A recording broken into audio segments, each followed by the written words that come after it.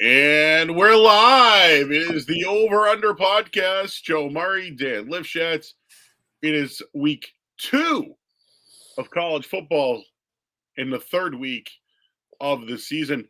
Dan, two things. Any big takeaways from watching last week? And are there certain spots you're looking at this week based off of what we saw a week ago? So good week 0 for me. Very mediocre last week. I think I was 3-4, 3-5, or whatever. I was not great. A lot of takeaways, but we'll get into them during the podcast, Joe. There's too much to talk about, I think. But we'll definitely get into that. And I say we just kind of dig into it, and then we'll start from there. All right, cool. Yeah, just one minor thing. The Colorado bet. 21-point underdogs won outright. That was fun to watch, man.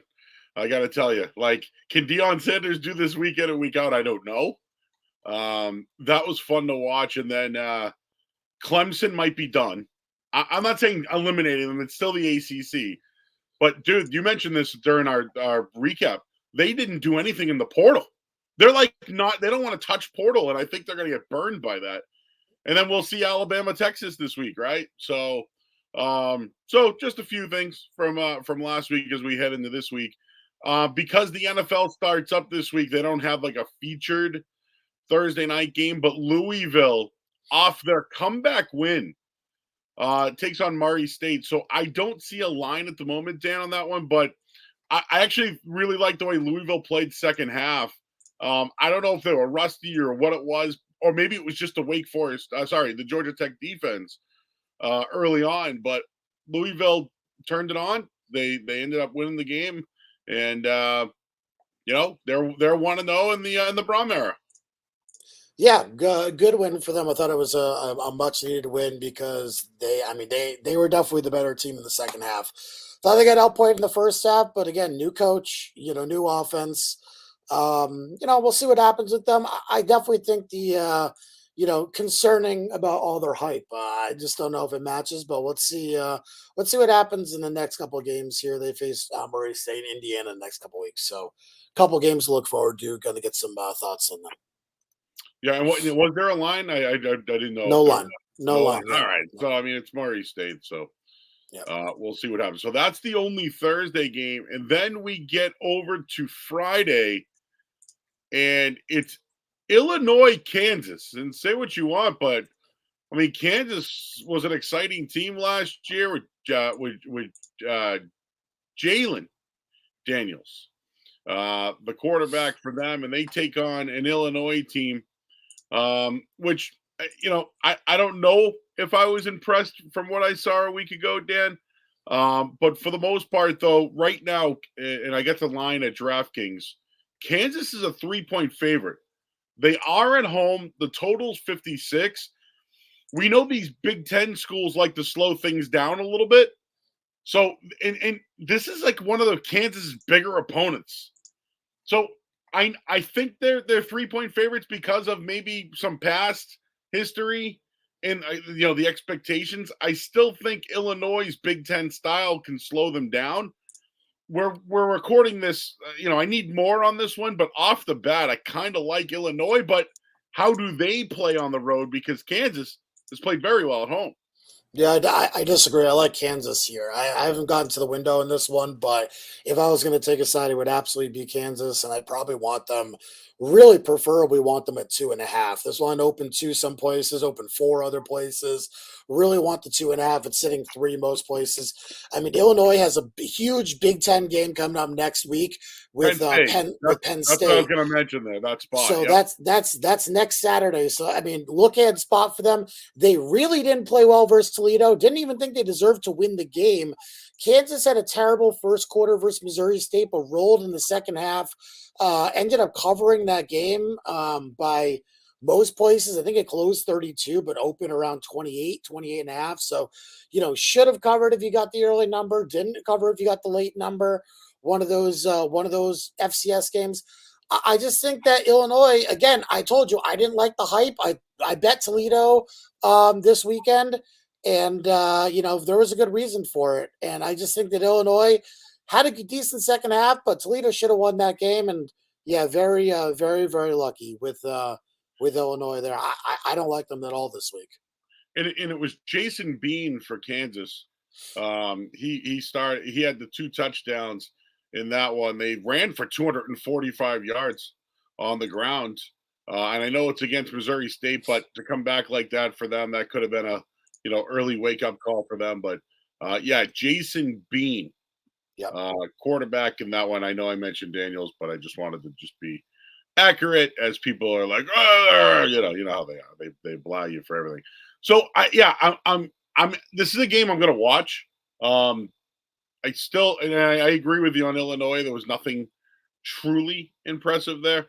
But I'm actually interested in this game. I want to see if Kansas can truly get over the hump, and they're the team that everyone's hyped up about. So yeah. Well, what do you the thoughts on the total? I think the total's a little bit high in this game too. Yeah. Again, I yeah. thought Illinois would grind it out, right? Yeah. They're gonna try to grind it out. Yeah. Yeah, I'm surprised. So open 54.5 or 55.5, up to 56.5. I think there's a good chance I'll end up being on the under if I'm not on the side in this one. May end up on both. We'll see. This is probably a game that I'll look at later in the week. Yeah, and then the only other Friday game, Indiana, who covered versus Indiana State. It was more about Ohio State just kind of working in a new quarterback. Didn't you think that anything else for Indiana? I didn't. I thought Indiana was better than advertised. I watched a little bit of that game. I actually haven't gotten to watch it yet. I'm a little bit delayed on my usual weekly preparation, just a heads up, because I played 18 yesterday, and then I had a bunch of things to do yesterday, so I'm a little bit delayed.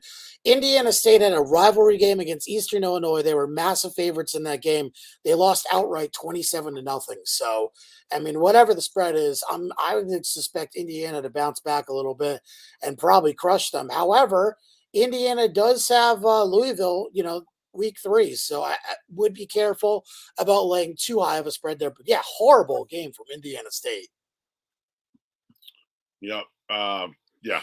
So, all right, maybe Indiana's a little more impressive than I thought. But now we're on to Saturday. I mean, that's it. There's no really games during the week. The first game on a Saturday is 11 a.m. It's Wake Forest Vanderbilt. Wake Forest getting over 10.5, 10 some places here. DraftKings right now has them at 10.5 with the over-under at 57.5. So I've been impressed with the kid Swan for Vanderbilt. They're 2-0, Dan, but I mean, I know they're Vanderbilt. I get it. I know who they are. But the kid Swan's throwing the ball pretty well. 5 touchdowns, only 1 interception. It's a step up. Wake Forest again is in transition too.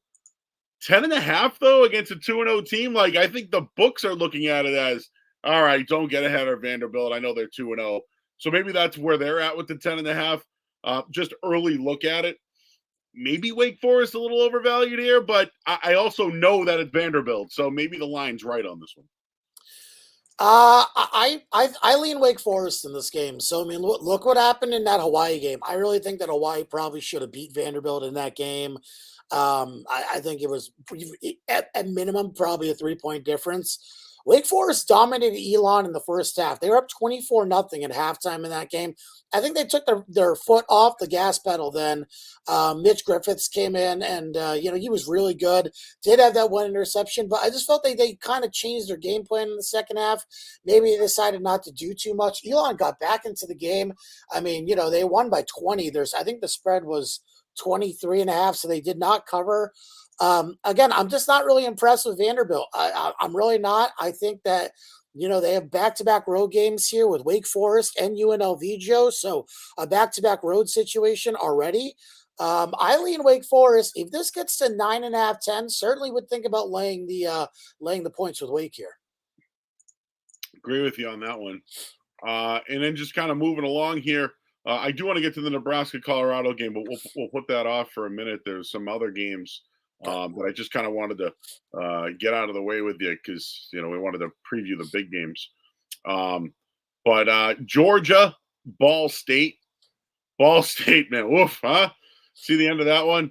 And then Georgia, maybe 42.5 points. Yeah, they probably should drop 40 on a MAC school that, they probably should, but Want to know last week, their numbers weren't great. Their quarterback numbers, I believe the kid Beck, threw for a touchdown and 294 yards. So I don't know. Maybe they roll it out.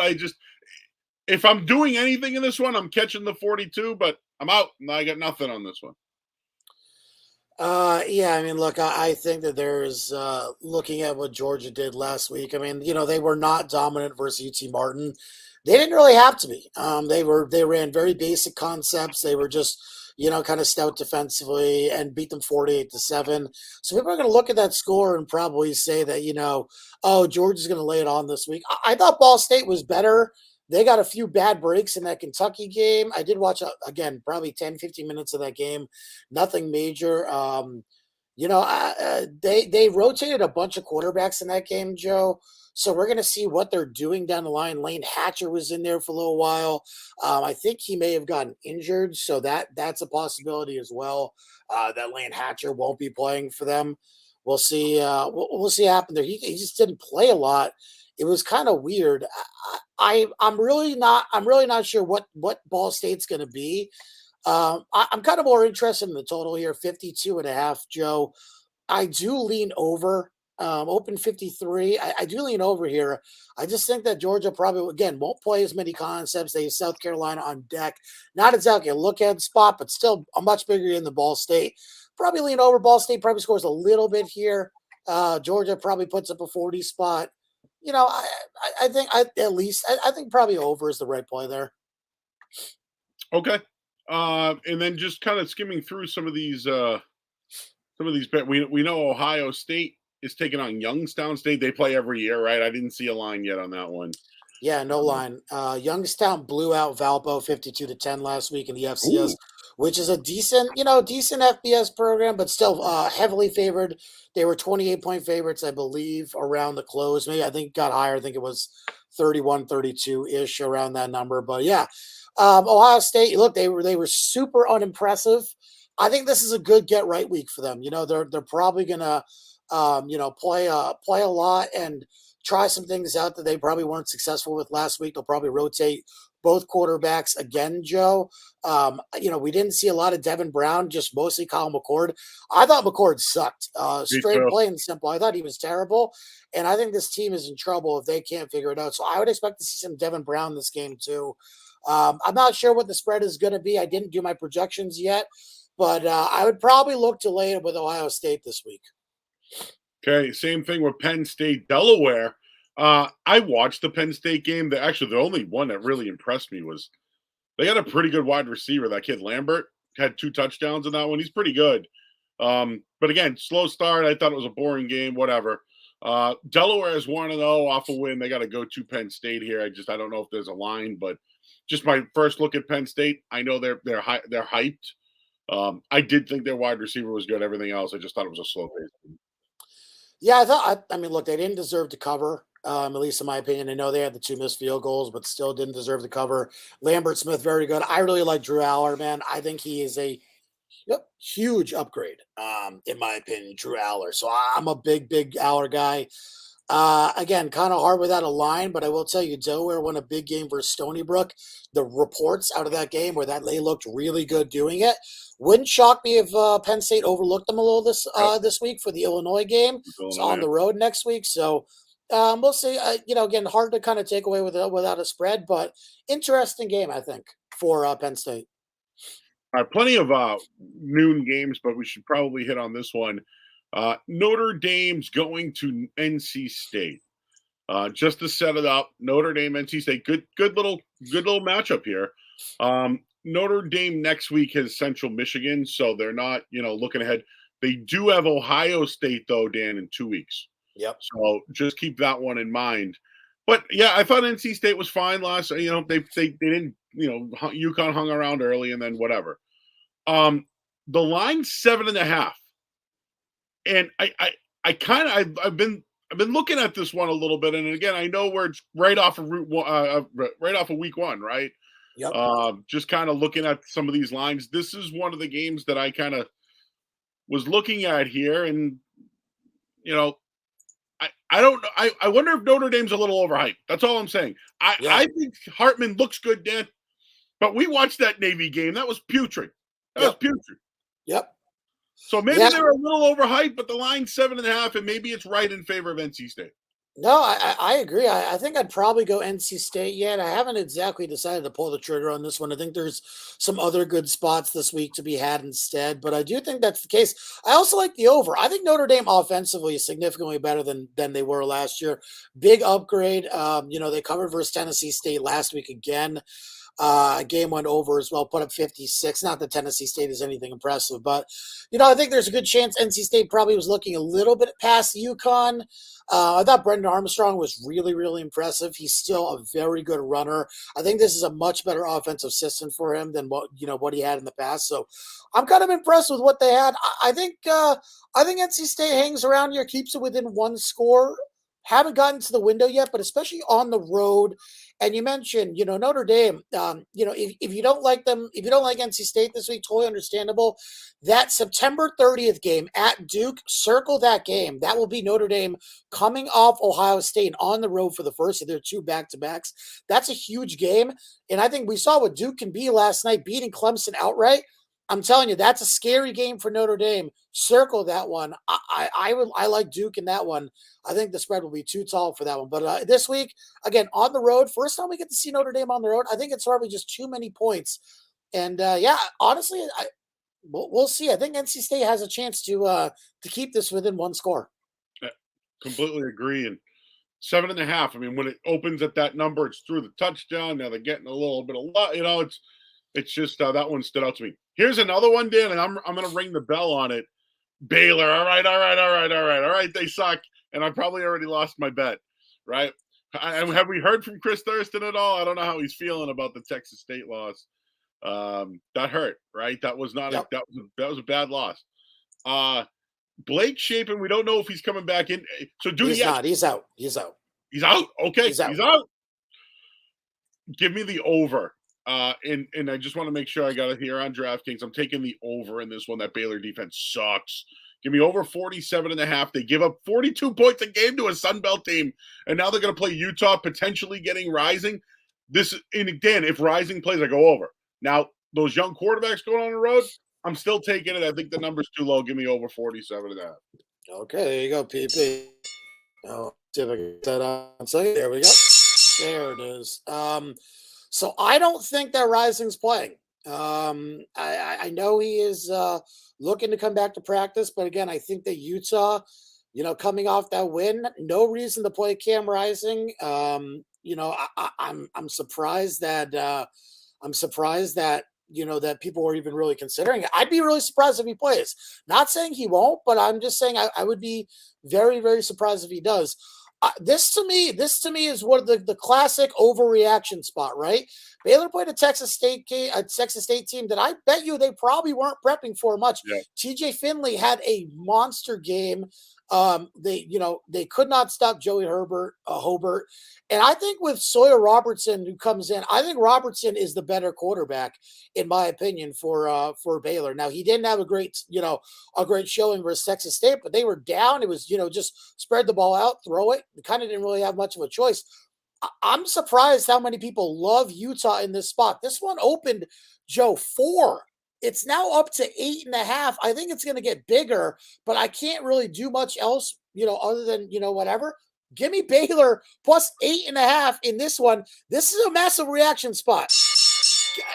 Overreaction. Everyone's overreacting. I think that this game goes under, Joe.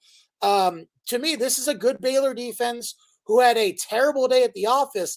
But if Cam Rising does not play this week, and again, if he plays, we'll see. But if Cam Rising does not play, Joe, I mean, Florida should have covered that game.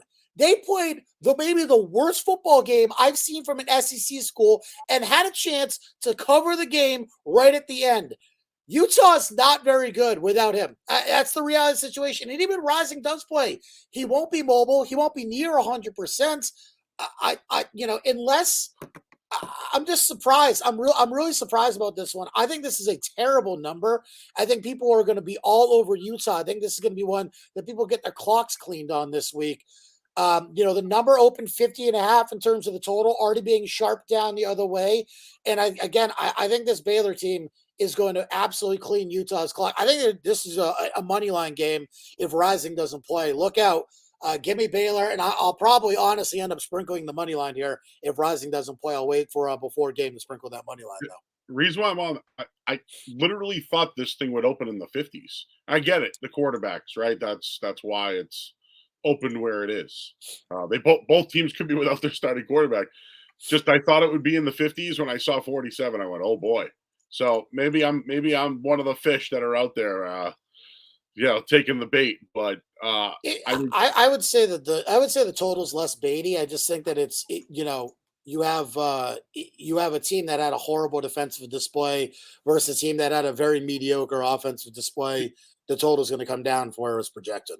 Take Baylor's loss out of it last week. Utah still has to go to Baylor and win. Utah's success has been winning at home, right? That's point.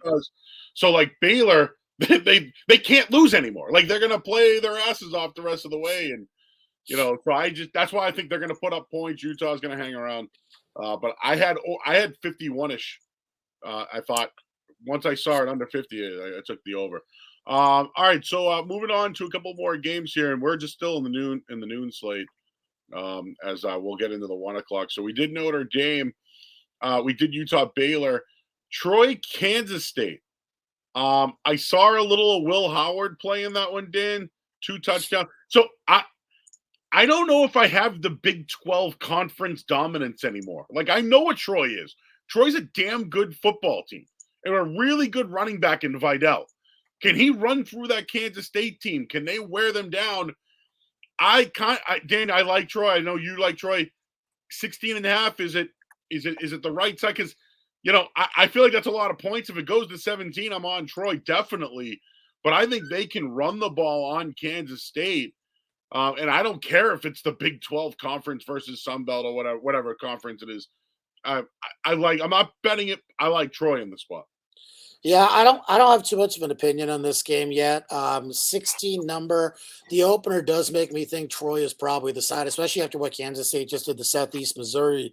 But I'll be honest, I thought that Kansas State might struggle versus Southeast Missouri, and they blew them out. So to me that was a bit of a surprise there. They do have Missouri on deck on the road, bit of a tough SEC game, and this is a huge game for Troy. But they have Sun Belt games starting next week.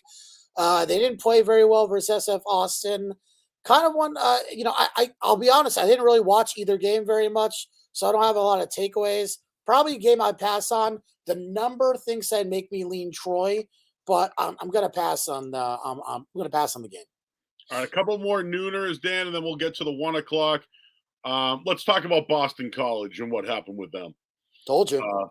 I told you.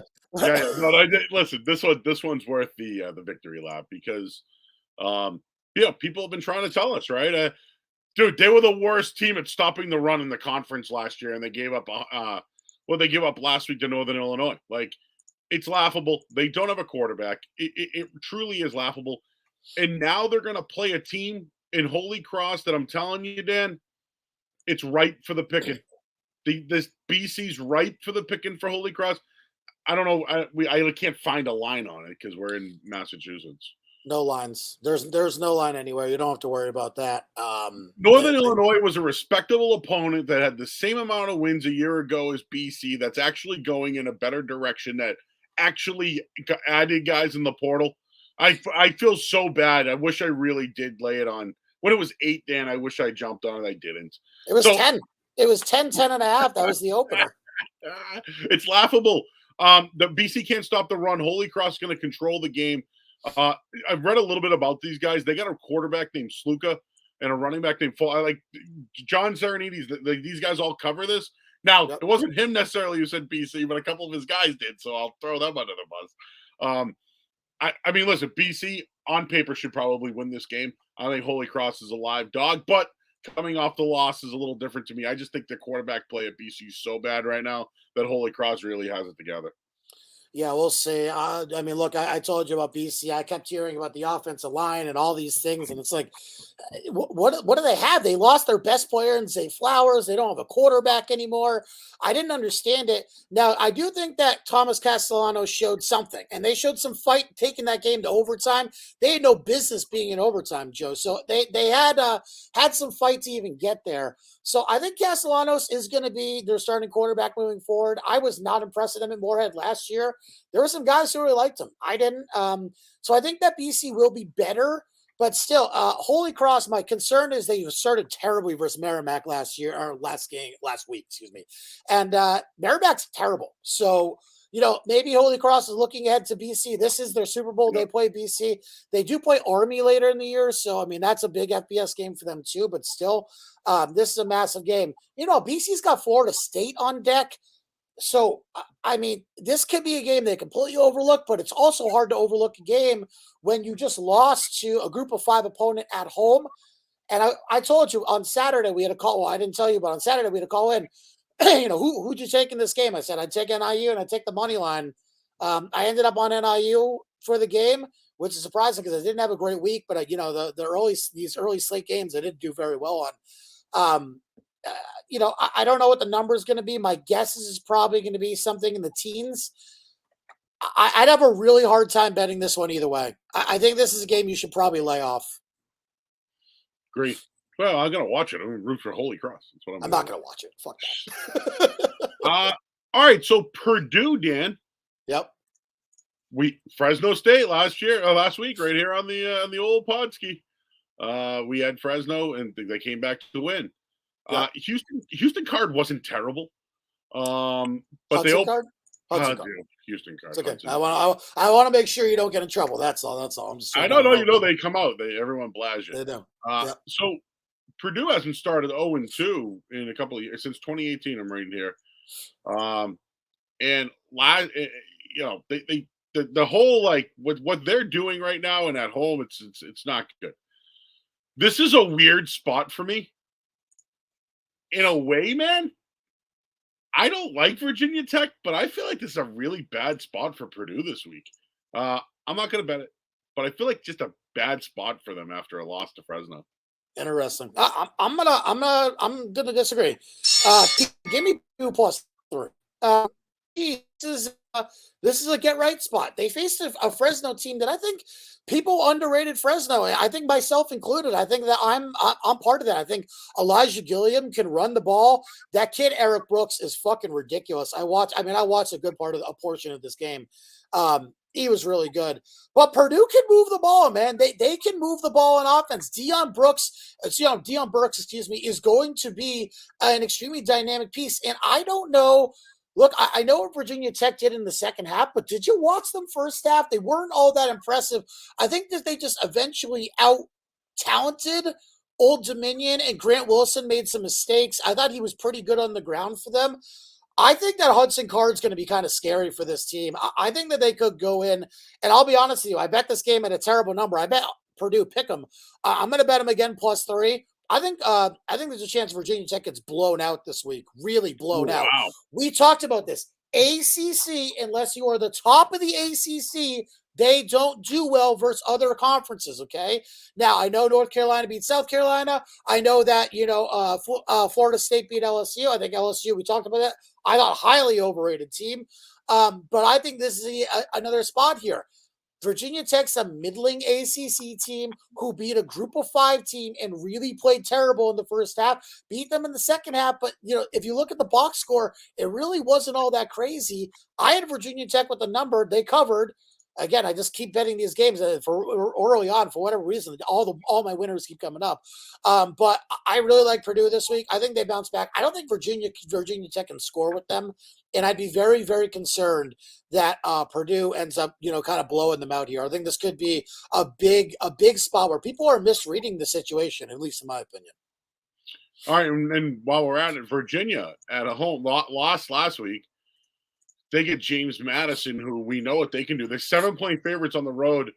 Saw briefly the kid McLeod threw a couple of touchdown passes for James Madison, but we know that Virginia is where they're at. But they're at home. And they're against a team they used to beat up on years ago. 7 points on the road, James Madison at Virginia. Your thoughts? And again, you mentioned the ACC thing, not going against an ACC school. Yeah, I mean, look. So last week, the transfer quarterback Tony Muskett, who came in from for Virginia, got hurt in the game. I don't know his status. I believe, from what I understand, that he's not going to play. I mean, that's the rumor on the street right now, is that Muskett's not going to play. So I don't think that he's going to, and I don't know. I'll be honest with you. I don't know if I don't know what I'll do here. I didn't watch the James Madison game. From everything I heard, though, very basic strategy. Ran the ball with Kayleon Black a lot. Jordan McLeod, the South Florida transfer, looked good when he played. They had Alonzo Barnett come in. He was terrible, by the way. So I don't think we're going to see much of Barnett anymore. We'll see. This is a game I'd probably pass on if you want to play the Virginia or the James Madison side based on info because of no Muskett. I'd lay it up to 7. I made it 7 though. So I mean, honestly, I don't think you have much of an edge. I did play 4 personally when the line came out, but I'll probably end up buying back on the other side. This is not one that I love. On the total here, Joe, I lean under 40 and a half. I would play the under in this game. I think this is one where you should look at the under and you should probably feel that you're probably going to be, on the under here. I'd also, again, we didn't talk about this one, but I'd look at the Purdue over. I think, again, they have a chance to really run it up. I think we could see Purdue score 40 plus that versus that Virginia Tech team. So I think, a couple of totals there that I'm at least interested in. Probably talk more about Saturday. Okay. All right. Nebraska, Colorado. I think you mentioned you had that over in the second half. Between the two teams? I did, yep. It was 35, I think it was. No, second half total was 33. 33, okay. Yep. So I watched Nebraska, Dan. I watched them. We both did. We did, that's right. They lost on a last second field goal. I mean, Minnesota's defense really is. I mean, it's top 5 in the country. It was a year ago. So here's the crack. Here's what I'm looking at. Obviously, team that's hyped, right? Now at home, 3-point favorites. I think the line moved on that one too, right? Already, dude. I mean, I'll tell you about the line move on this one. It's insane.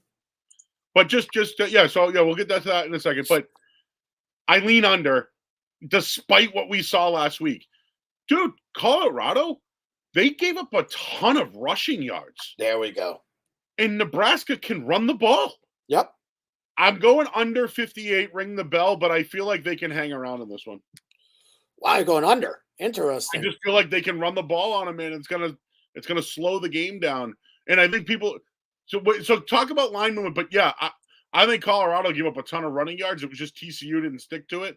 And listen, the kid Sanders made a couple of hell of a throws. It's 59 now, by the way, not 58. Under, ring it. This one's going under.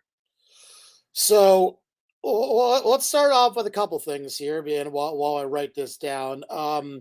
Look, this is a game here, Joe, or last week, that everyone, and myself included, like TCU. I thought, Colorado, incredibly hyped.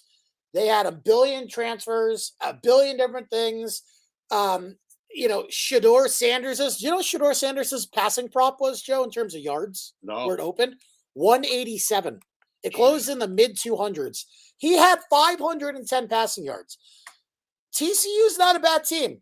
They're not bad defensively. They're not a bad team. Colorado's offense is legit.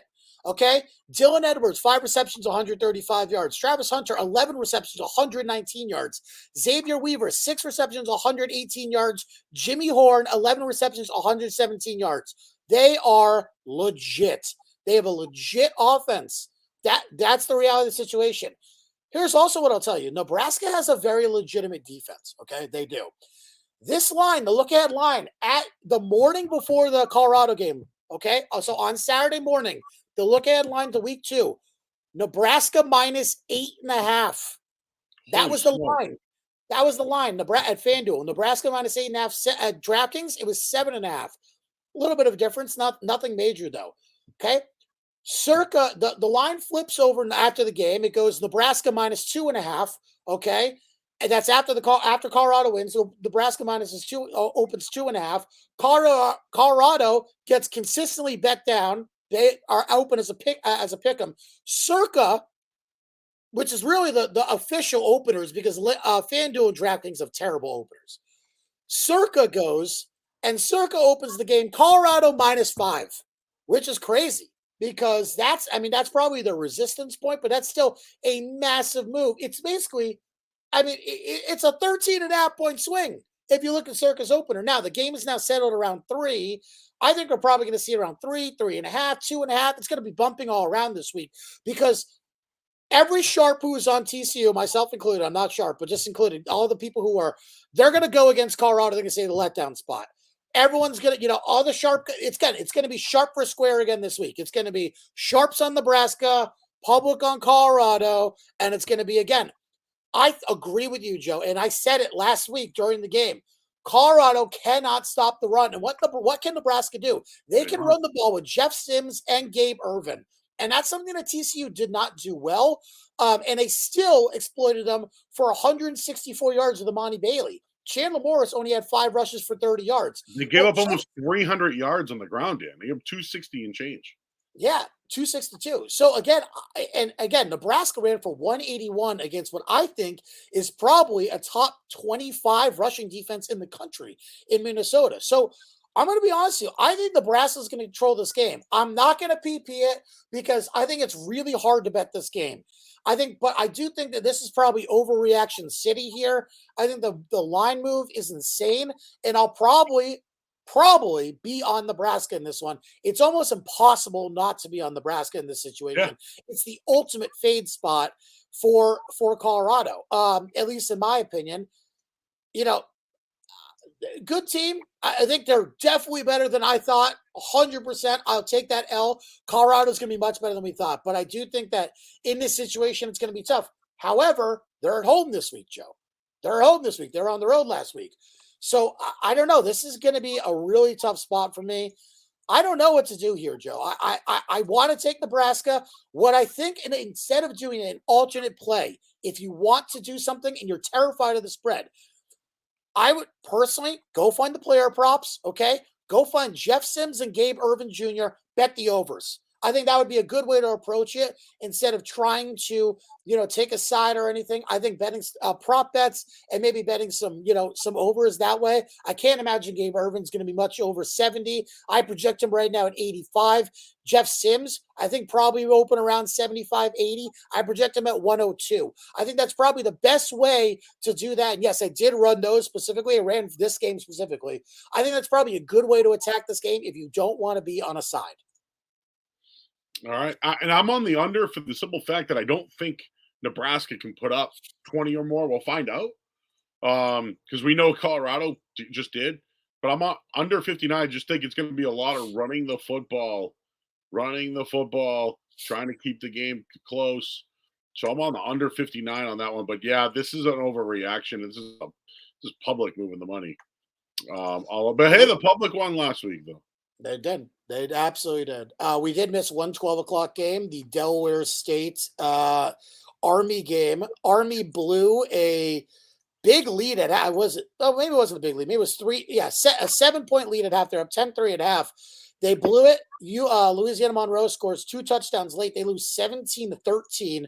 Another bad Army team. And then Bowie State, who's a Division II team, beat Delaware State 22-11 in a not-so-competitive game.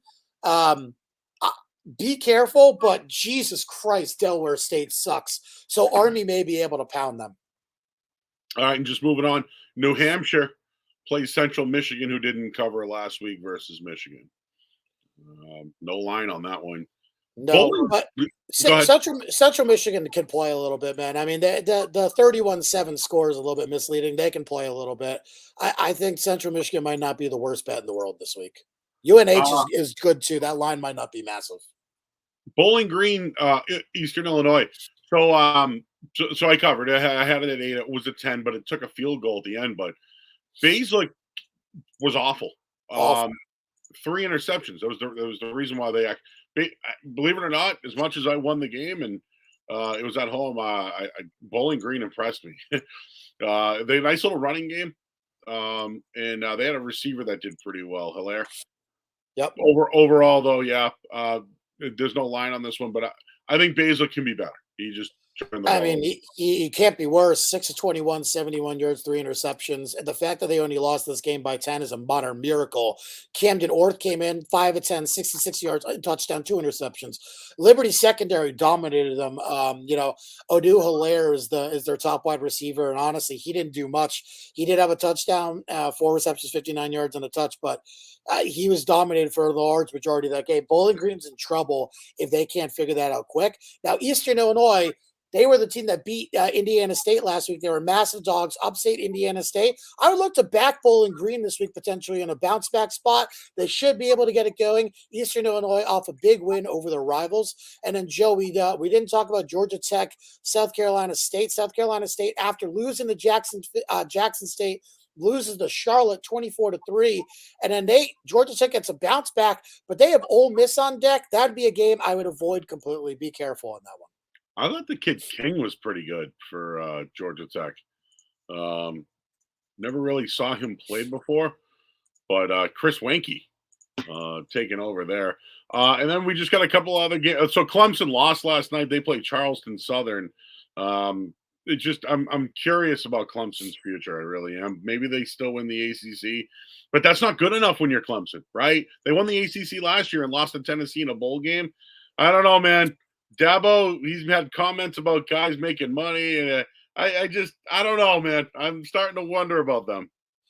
Look, here's the thing: that Clemson had 3 possessions around the 5-yard line and came away with 0 points. Clemson's projected point total last night, 29.2. Duke's projected point total last night, 14.3. I mean, it should have been a blowout for Clemson. That new offensive coordinator really didn't help Clemson at all. Okay, so here's the thing. Dabo Sweeney called the plays last night. And for those who are saying, for those who are wondering, Dabo never calls plays. Well, he fucking sure did this year. Wow. And Garrett Riley started calling plays, I believe, in the second half. That's the report out there. I don't know if that's the case. Yeah, he came up from TCU. Yeah. They need to fix this thing real quick. They need to learn how to convert. You want to talk about a good get-right spot, though? There is really no good get-right spot other than this one. This is about as good of a get-right spot as you can. They should beat the shit out of Charleston Southern. I bet you this game is probably lying in the high 40s, and I bet you Clemson beats them by 50, 60. I bet you Clemson is in a get-right spot this week. They need it. And look, they have Florida State in 2 weeks, so they got to start prepping. All right, and then Kentucky failed out a win. I don't think Leary was that good personally, but I didn't think so either. Davis scored a couple of touchdowns, the one at the end that put them over. They play Eastern Kentucky. Not sure if there's a line on that one. No line. And then BYU plays Southern Utah. BYU started 1-0. Keaton Slovis didn't really do much in his debut, but they kept it on the ground, and there's nothing on that one. So now let's move to the 3:30 games. I just want to say this BYU team sucks. They're bad.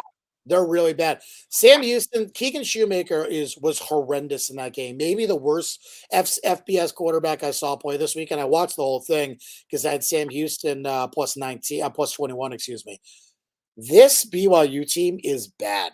Be on the lookout. They are going to get absolutely bitch smacked this season. They have one of the toughest schedules in the country. This team might not win 5 games. And I have under 5.5 on them. I'd be stunned if they won 5 games.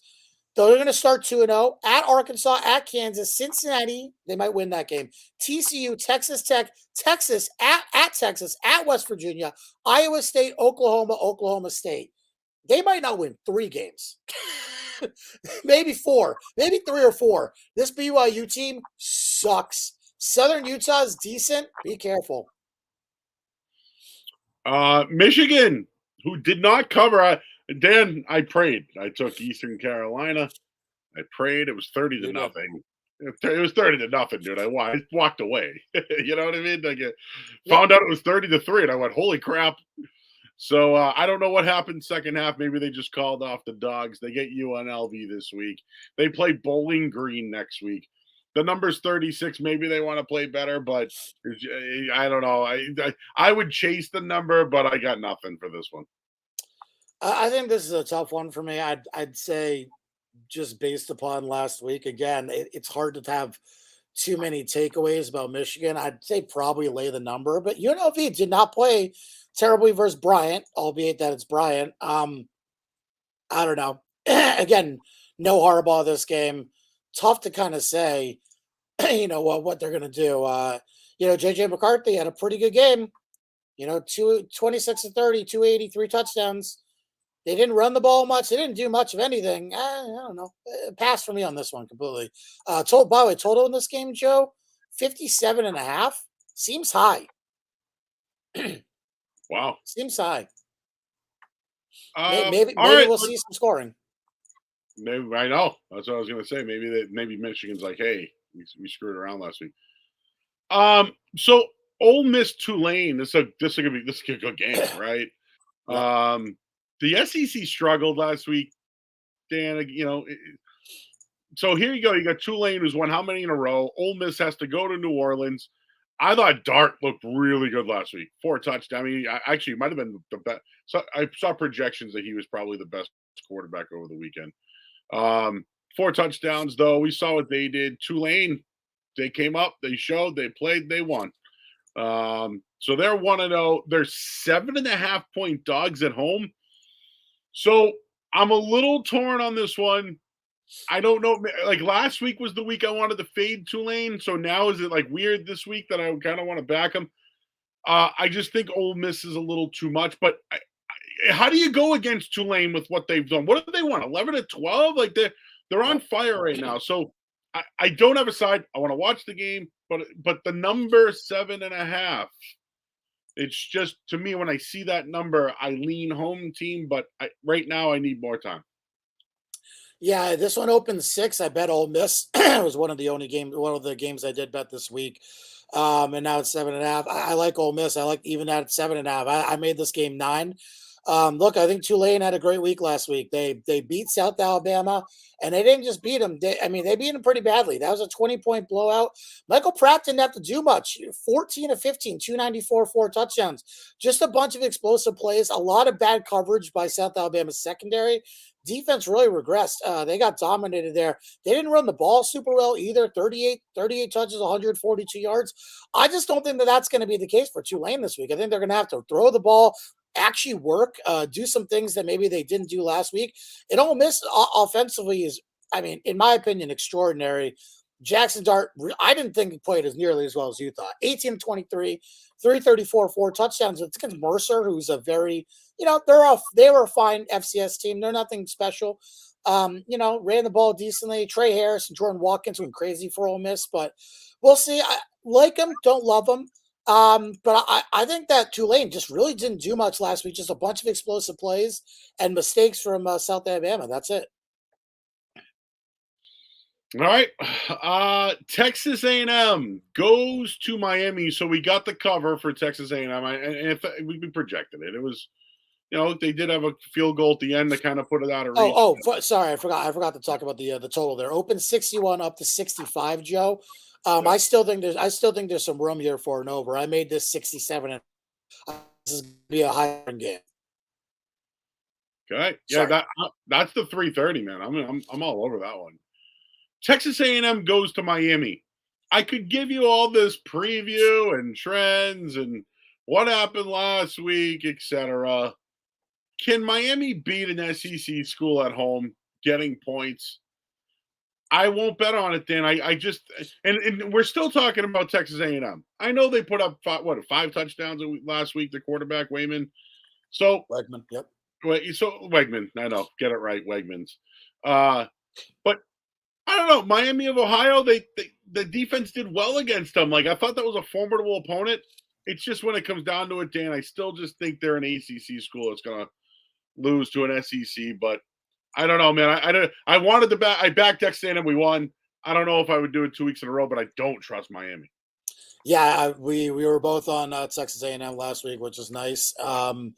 Yeah, I didn't think Van Dyke played all that well last week. 17 to 22, 201 yards, a touchdown and a pick. They just ran the ball extraordinarily well. Henry Parrish, 9 carries, 90 yards. Mark Fletcher, 9 carries, 76 yards. AJ Allen, 9 carries, 47 yards. Like, they just ran the ball extraordinarily well. Miami, Ohio really couldn't do anything against them offensively, though. Same with New Mexico. I mean, Wagman was fantastic. 236 and 5 touchdowns. He just executed when he needed to. Again, they didn't do anything crazy. Max Johnson came in. He was good for New Mexico, for Texas A&M too. This is a game I think I'd avoid altogether. If I'm betting a side, if you maybe choose a side, I'd lean under the 51.5 here. I think defensively, neither of these teams were truly tested last week, so I'd like to see what they are defensively. Texas A&M will, probably key in on the run this week. I think Miami will probably have a tougher time running the ball, and Van Dyke plays like he did last week. I think A&M probably covers, but it's a pass for me right now. I won't bet this game most likely. Iowa State, big one, right? And Iowa's got to go on the road now after their win. They're ranked in the top 25. Cade McNamara had an explosive play, right? They got a nice their tight end Lachey. He's pretty good. I'd watch for him for Iowa. But overall, here they are now, 4 points against their rival, and I need to look up a little more history on this, Dan. Just on that rivalry a little bit. But here you are, 4-point home dog against its rival of a team that, like, this is the spot for Iowa State, but I'm not betting it right now. I need more time. It's the classic under spot, right? I think everyone's going to bet the under. I think the total is a little bit high, 36.5. Probably a little bit too high for me, so might end up taking some of that later this week. Look, Iowa State didn't do much versus Northern Iowa. They blew them out, but they really didn't do much. Rocco Becht got to start 10 of 13, 113 yards, 2 touchdowns, ran the ball efficiently, 27 carries for 134 yards. They were fine. Iowa didn't do too much either. McNamara definitely was not 100% at all. 17 to 30, 191 yards, 2 touchdowns. They ran the ball well. The game went under. That was a game that I did bet the under in that game. You're right. Luke Lachey is pretty impressive. Look, this one opened 3 at Circa, now 4 everywhere across the board. If it's Iowa 3, I'll bet the 3. Anything else, I probably won't bet this game. All right, just give me a second here. I'm trying to plug in my laptop. This is fun for all those that may be watching. Me trying to get my laptop going here. All right, we're back, Dan. So at this spot at the time, you kind of like. Well, do you have a side on it, or are you leaning the total at the moment? If Iowa gets the 3, I'd bet Iowa. I won't bet them anything higher than 3 though, and since it's at 4, I don't anticipate that coming back down. I lean under. I do. It's definitely the square public side, but whatever. That's the side I lean. But again, there's a good chance I won't get to the window in this game. All right, moving along. Richmond, Michigan State. Hey, Michigan State covered last week. Good. They covered. They play Richmond. I don't know if there's a line on that one. No line on this one, but I will say Michigan State is Washington on deck, so probably wouldn't be backing them this week. By the way, I thought Michael Penix looked absolutely unbelievable. Unbelievable. He could have done anything he wanted at times in the pocket. He's come a long way since his Indiana days, for sure. Yep. UTEP Northwestern. UTEP bounced back. I don't like the kid Hardison. Just he's not bad. He just takes too many chances and turns the ball over for UTEP. Again, high floor, low ceiling, because he just makes so many mistakes. You're going to get mistakes with him. But they ran the ball 228 yards. Hankins, their running back. Northwestern, they were what they were. But is Northwestern getting a little bit of love off a bounce back? I mean, if they're going to get a game, is this the one for Northwestern? They're 1.5 point dogs at the moment. Yeah, I absolutely will not bet Northwestern. Will not do it. I bet UTEP pick them. -1.5 is probably closer to the value. I still lean. I still lean that way, Joe. Look, this is just. I watched a team that didn't know how to run an offense. I mean, that's the reality of the situation. Is, I watched a team that didn't know how to run an offense. I just think it's tough to bet Northwestern right now. They were terrible. Even with Ben Bryant, who's a half decent quarterback, they look inept. They look terrible. Bryant made some mistakes. They can't run the ball. 22 carries for 12 yards. I mean, they were bad in every aspect of that game. They didn't deserve the touchdown in the second half. Yeah, I can't get to the window on this one, Joe. It's too brutal here. Total at 38.5, though, maybe over. I might bet over later in the week on this one. Even I think that's too low. UTEP should be able to score a little bit against this team. And they'll probably get some late garbage touchdowns. 38, 39, probably low. I think they made the total 41.5 in that one. Western Michigan, Syracuse, 23, 24 points. That's a lot of points for a team that could run the ball. I mean, say what you want about Western Michigan. I mean, they ran for over 200 yards as a team last week. I know Syracuse wants to air it out, and I want to see who they have on deck, by the way. Syracuse. But Syracuse has Purdue on deck, and they're at Purdue. Okay. So, I don't know. I don't love Western Michigan or anything like that, but I wouldn't chase Syracuse with the points on this one. Oh, no, neither would I. And I think a lot of people are. This one opened 20.5. It's at 23.5. I actually made this game 19.5, so I disagree with the market here. But honestly, there might be some information I'm missing, which is why I haven't bet the side on this one. Total got bet up, opened 52. It's up to 56. I just think this is an overreaction to what Syracuse did to Colgate last week. I mean, they're not a great FCS side. They're Purdue on deck. I mean, it's not exactly a spot I'm looking to back them in. Now, Western Michigan's got back-to-back road games here. Syracuse, Iowa, Toledo, not fun. They did, the opening win for San Francisco, PA. It's not again, not a terrible FCS school. Jack Salopek really didn't do much to impress me, though. Jalen Buckley is the kid who can run the ball for them. Man, he was really good. I did watch a little bit of that 194 yards on the ground. I think 164 yards. Oh, wow. Maybe I'm wrong in that game. No, let's see. Box score, 194 yards. You're right, I'm wrong. I wrote down 164. So anyways, but look, Syracuse here, the ball out, fine, good for them. A little bit probably an overreaction. They got Purdue on deck. I just think, the next couple weeks, man, Syracuse really got to lock in. So it wouldn't shock me if they start looking forward a little bit. UMass hosting Miami of Ohio. We knew UMass was going to go to Auburn last week and get smoked. So we don't have to talk about it. But here they are now as 7-point underdogs to Miami of Ohio, who, by the way, talked trash and got their asses kicked. And now have to go to UMass. The line's 7. I got nothing. But, I got nothing. It's just that it feels like UMass getting a little respect after Miami of Ohio's get demolished by Miami. Maybe that's the look on this one here. Yeah, this one got the total got hit down, which again I understand why Miami Ohio's offense looked inept last week, but I'm still surprised about that. I think this one ends up going over. To be honest with you, I disagree with the move here. Look, I think UMass has a chance to win this game. I'm surprised that the line is moving the way it is. If this gets to 7.5, I'm absolutely taking UMass in this situation.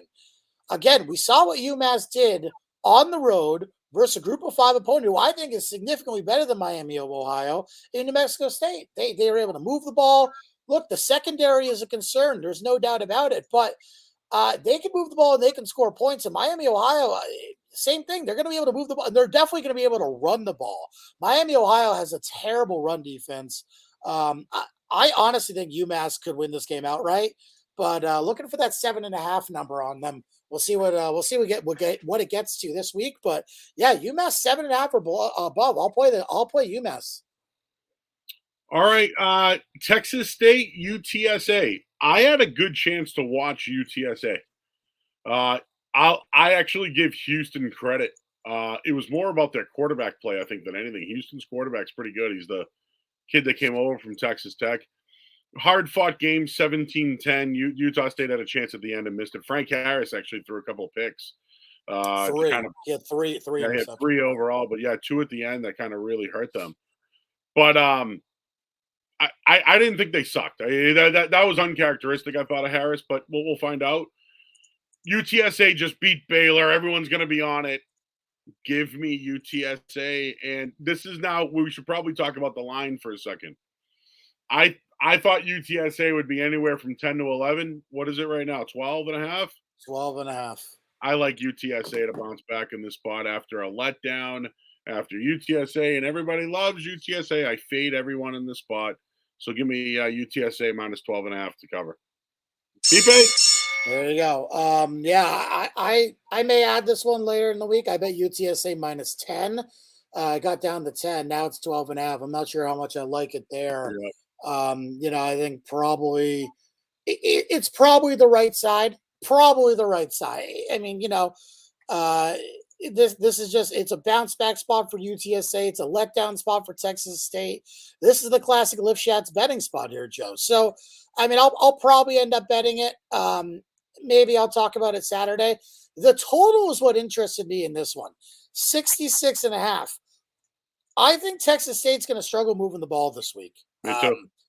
I think that Baylor wasn't prepared as prepared as they were. UTSA has a very good defense. And if Frank Harris, makes a few less mistakes, they probably beat Houston at Houston last week. Yeah, again, I think very undervaluing UTSA. Probably end up adding it. Definitely a sharp play on UTSA towards 12 and a half. It got bet down to 10, and it got bet all the way back up. So, yeah, we'll see what happens. But I think UTSA probably covers. All right, and then we got a few 330s that we don't have lines on. Navy Wagner. Wow, Navy's got to win that one. No line on that, but it's like a must-win game for Navy. But they got Memphis on deck. Yeah, pass on that game, man. Toledo, Texas Southern. Toledo off a loss, but wasn't really that bad. No, but they do have San Jose State on deck, something to watch there. Texas Southern lost to Prairie View in the game. Prairie View is not very good, so could be a Toledo butt whooping there. And again, we'll see how much we see of the Toledo quarterback in the second half, though. Northern Illinois off their win over Boston College hosts Southern Illinois, who had 3 touchdowns last week and kind of a good game. Okay, watch this one here. Watch this one. I'm telling you, the Salukis are really good. They beat Austin Peay, who's a pretty good FCS school, beat them pretty badly. Northern Illinois has Nebraska on deck. This is a spot to watch, and they're coming off the BC win. Watch out. I probably would be looking at Southern Illinois if this game is in the teens. Got it. 4 o'clock. San Jose State's 0-2, Dan. Cordero struggling. Only 3. No picks, by the way. Just 3 touchdowns, 340 yards. Cal Poly, they get them. They should finally get a win there. Wyoming, right? One of those. Big win last week. Yeah, terrible second half from Texas Tech. Holy shit. No, it was terrible. Awful. They get Portland State. And then they were up. Texas Tech was up 17-0 in that game. I know. And dude, just one thing. Wyoming's been doing that second half for years, because they love. Now, listen. A team like Wyoming's down 17-0. It's probably taillights, right? Yeah, it usually is. Because they have to throw the ball. Yeah, crazy. Kent State, Arkansas, 38's the number. We know, KJ Jefferson played last week. They're probably looking at Kent State. It's a rollover. I don't, but 38 SEC MAC. I don't know. I wonder if there's any value at the 38 there for Kent State. I think there is. I think that Kent can play a little bit, man. Again, 56-6 was a little bit misleading. They move the ball against UCF. They had a big penalty, which called back a 75-yard touchdown. They can move the ball a little bit. Arkansas wasn't all that impressive versus Western Carolina. I would lean Kent State here. Nothing on the total for me in this one either at 57.5, but I would lean Kent State if I'm going to bet it. Okay, and Marshall and East Carolina. Funny line here. 3-point dog at home, Eastern Carolina. Yeah. I don't know. I felt Marshall was better this year after all the turnaround of East Carolina. Is East Carolina now getting love after covering last week? Well, this one opened a pick 'em. and moved pretty quickly. I think we'll end up seeing this one close above 3. So if you like ECU, I'd wait on this one. I mean, look, ECU wasn't impressive last week by any means. Mason Garcia didn't do much. It's just hard to tell because that Michigan defense is so good. Marshall struggled versus University of Albany.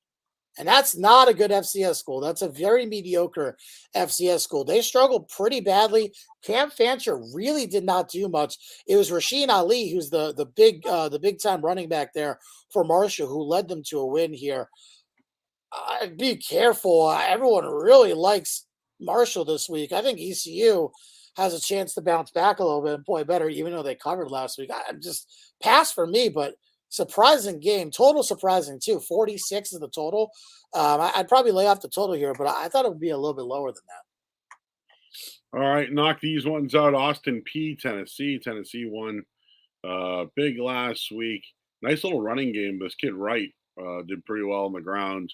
Tennessee's got Florida in 2 weeks, by the way. So just problem bit of a look at. And then South Alabama, Southeast Louisiana. No line on that one yet. Tulsa. I suspect South Alabama bounces back. Absolutely. A couple of big games coming up here. But Washington, Tulsa. So the line's 34. Man, I thought Penix was awesome. 5 touchdowns, 450. They probably should have been better than what they were.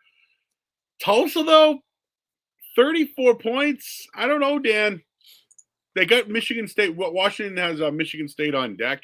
Yep. Where's the number? I think that they should take care of Tulsa. I don't know. In this spot, I just lean Tulsa for some reason. I lean Washington. Penix could do whatever he wants to this team. I mean, that's the thing. Is the question is how long do they play him for? Yeah. Might look at a first quarter or first half play on Washington. I wouldn't play full game because there's a good chance that Penix gets taken out early. Again, versus Boise, 29-40, 450 yards, 5 touchdowns. He could do whatever he wants. Tulsa struggled versus Arkansas Pine Bluff. They were down 7-0 in the first quarter. Yeah. Just I don't want to get too far ahead of myself, but Tulsa might be bad. Really bad. We both think that Washington's college playoff caliber. Yeah. So 34 should be a cakewalk. Should be. Again, for a first half, because I think again they could put in the they could take them out and the first half play.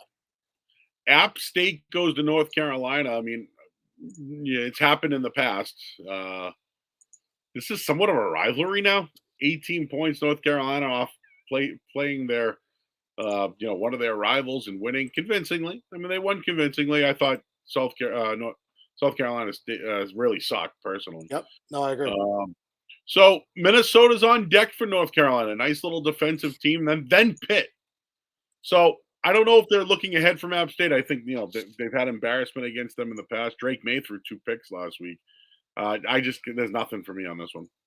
I think this is a bit of a letdown spot here. I'd look for App State. I haven't gotten to the window on that yet, but again, they didn't have to do much versus Gardner-Webb. The defense struggled, but Gardner-Webb can move the ball a little bit. But still, struggling defense is a little bit concerning because, again, the North Carolina offense is very, very good. But again, first half, there were some mistakes from North Carolina I didn't love. Drake May threw 2 interceptions. They didn't go for points at the end of the first half, which is super weird because they had 3 timeouts and a minute left and just decided not to use the timeouts or anything. That was a weird situation there. Look, I think App State could cover this one. It depends how much North Carolina is looking ahead. It's the pass for me right now. But if this gets to over 20, which I don't suspect it will, but if it gets to over 20, then I'll probably end up having to bet App State. SMU, Oklahoma, the line's 16.5. I mean, you would think that Oklahoma would run on them. SMU looked good last year. The one thing I liked about SMU was their running game. I thought they ran the ball pretty well. And then Oklahoma, Dylan Gabriel had his 300 yards, 2 touchdowns, ho hum. But SMU's got to go on the road here. I got nothing for me, but you would think Oklahoma would at least win by 2 touchdowns or more. This is a pass for me. Again, we didn't really see much from Oklahoma last week. Just a very very basic, concepts and everything. What I will say about this one, Joe, is that look, I kind of lean SMU. I told you Louisiana Tech sucks. By the way, they are bad. They are bad. That team ain't winning 5 games, Joe. Sorry, that team sucks. Hank Bachmeier is a disaster. The offense, they can't run the football. 24 carries, 28 yards. They're in trouble. SMU to me, again, Preston Stone is really good. I think he's only going to get better. Can Oklahoma stop the run? Because that's going to be the real question. Can Oklahoma stop the run? If they can stop the run, they'll stop SMU because SMU can run the ball with LJ Johnson and Jalen Knighton. And if that's the case, I think they'll be really tough to beat and really tough to cover by that much. Oklahoma, again, not a big look ahead spot. It's a huge game for SMU. I kind of lean SMU here. I do. Got to be 17 or more, though, on that number if you want it. New Mexico State Liberty. We know New Mexico State lost to UMass. We know that. But they killed it last week. They win. And they're playing Liberty, who's the same number. Well, it was 8 last week, Dan. Now it's 10.5. I would like to tell you that I think New Mexico State has a shot here. I just don't want to get bid on maybe their first game and a letdown, bouncing back last week, and then Liberty just kind of pulling away with a cover. So in a way, I kind of lean to Mexico State. I don't want to trip myself up on maybe Liberty, maybe playing a little bit better than they did last week. But I don't know. In a way, I'm kind of circling New Mexico State here. Yeah, I'll be that guy. Give me the old PP, New Mexico State.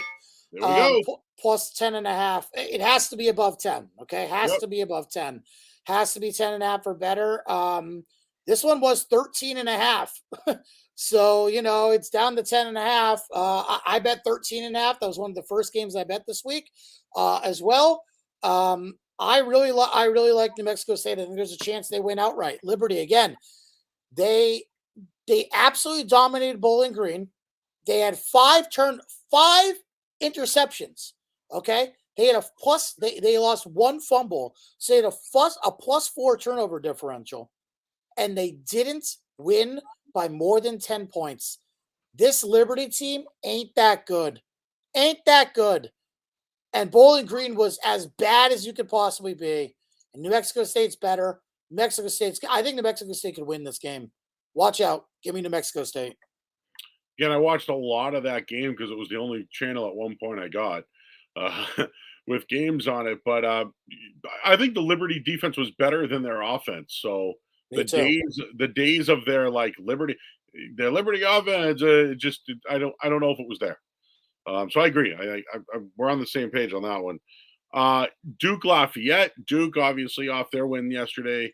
Riley Leonard didn't have any passing touchdowns, but had a really nice running touchdown. Yep. In that one. So no dice on that one.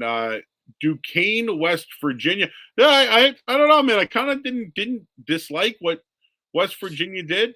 But it wasn't enough to win on the road. And the first time they've lost a road game by 10 or more. And now they get Duquesne this week, who won last week. No line on that one. UAB, Georgia Southern. UAB's quarterback, 3 touchdowns last week in the win, while Georgia Southern obviously got they're off to a 1-0 start. Georgia Southern 6.5. Dan, this is a big turn of the tables here in that conference with UAB, the underdog. Yeah, I mean, Georgia Southern looked pretty good with Davis Brin, at least in my opinion. I watched a little bit of that. Jacob Sino, very impressive. Again, it was against NCAA&T. They did cover. They didn't run the ball all that effectively, which was kind of surprising. Well, they did, but 30 carries, 167. I thought they would run it even better than that. 34 carries for 200 yards for Georgia Southern. They absolutely dominated the Citadel, which is not surprising. That triple option team who just struggles. Look, I kind of lean UAB here a little bit. It's hard to really know what they are, right? I think it's kind of hard to really get, too into this. Total at 59, Joe, seems high, especially for, a couple teams, especially Georgia Southern, who ran the ball so effectively. They might run the ball again. We'll say lean side. I think this is a game I'd stay away from. Just I needed some more data on this one. Ohio, Florida Atlantic. Very interesting game. Casey Thompson's rolling 5 touchdowns. Ohio, off that first week, people were hyped on him. I don't know if people are down on him right now, but 5-point underdogs on the road at FAU. Yeah, I definitely lean Ohio. Rourke is going to play. That's a huge help. He did not play last week. Parker Navarro and CJ Harris played, and look, Ohio struggled offensively, no doubt about it. But with Rourke, I mean, I think it's a different ball game. 4.5, 5 points. I think to me, I favor the dog there. Absolutely. I think that Florida Atlantic, they struggled at times with Monmouth, who's a very below average FCS school. They have Clemson on deck. You know what? Fuck it. Give it to me. I'm gonna give me Ohio +5. PP. Um, look, this is a situation that just can't get too far away from. Ohio will be better. Probably should have beat San Diego State if Rourke doesn't get hurt. And I think that again they might be better than FAU. I think FAU struggled, and they have Clemson on deck. Like that's huge spot for them. Hard pass on FAU. And it's a 5. The 5. Always try to fade that one. Louisiana Old Dominion. Woolridge for Louisiana had 3 touchdowns. They get the win 1-0 now to start the year out of the Sun Belt. And Old Dominion 6-point home dogs here, Dan. I wonder if there's a shot for them off a loss. Yeah, this one opens 7.5. I think if you like the home dog, you probably should have taken it early. Hard to tell versus Northwestern State. Very mediocre team. Tyler Vanderwall is the quarterback there, if you remember him. Old Dominion, again, I thought they were pretty good in that first half versus Virginia Tech. I think Grant Wilson's going to be very difficult to bring down. I do lead Old Dominion with the points. Don't have a lot of feel in the total yet still. But yeah, look, I lean Old Dominion here, I think. But again, Sun Belt game, pretty big game. Got it. And then can Akron beat Morgan State then? Yes, they will be Morgan State. They should have beat Temple. Really just struggled in the second half there. But yeah, Akron can beat Morgan State, and they're going to be dangerous. They're a much better team. You guys saw that in the first half last week. Temple's still good with EJ Warner. Just couldn't close it out there. But I think I think they'll beat Morgan State pretty handily this week. Then Fordham, Buffalo lost last week as well. No line. At least I don't see a line on that one yet, but the game's in Buffalo. Yeah, no line yet. I think Buffalo will bounce back in a nice way there. North Texas, FIU. I will say this about FIU. Who's Mitchell? Who is that guy? 10 catches, 200 yards, 2 touchdowns last week. I'll get his name for you, but dude had a massive day. Chris Mitchell had a massive day. 10 catches, 203 yards. Nine catches, 201 yards, 2 touchdowns. Jeez. So FIU in this spot, can they run on North Texas? Can they run on them and they're at home? So I know North Texas is supposed to be one of these teams, Dan, that we liked in the conference, but they kind of have struggles to stop the run. Yeah, look, this is a FIU team that probably didn't deserve to be in the game their first week. They probably should have lost to Maine last week.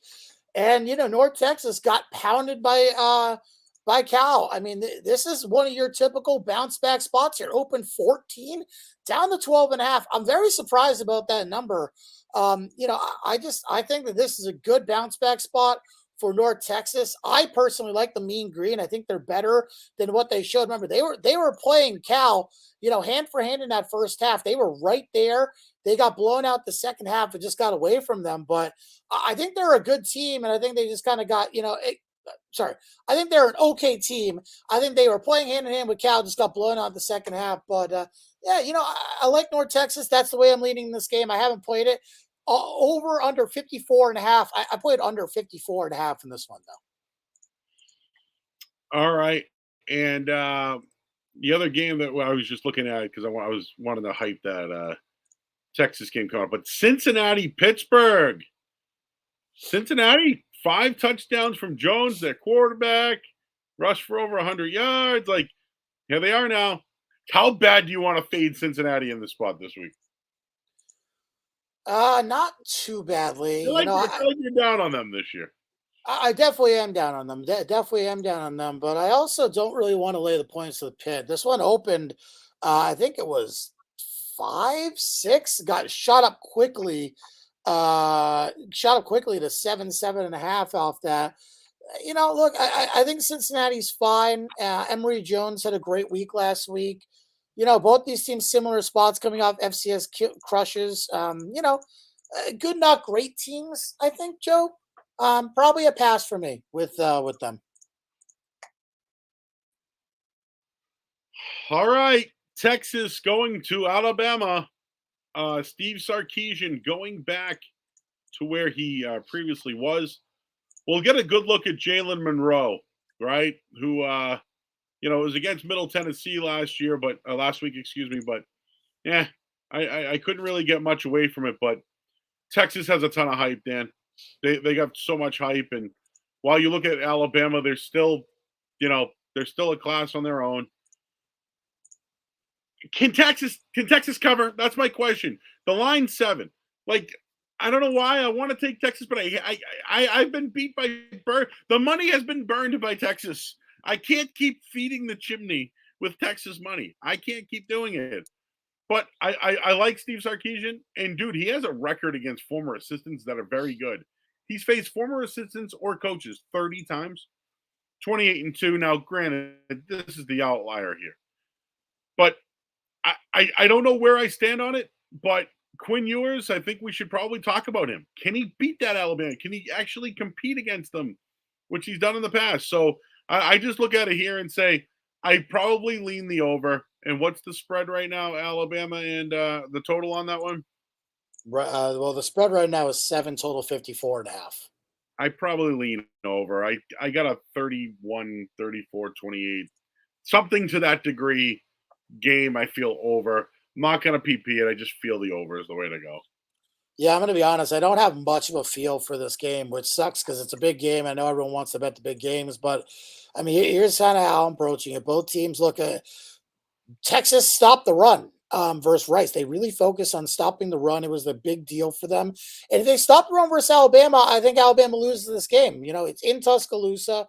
So I think, Alabama gets the edge obviously there. But yeah, this is now a run first Alabama team. And if they can't run the football, I think they're struggling there. Now, that being said, I don't think Texas ran the football very well either last week. And that's against an opponent in Rice, who I just don't think is very good.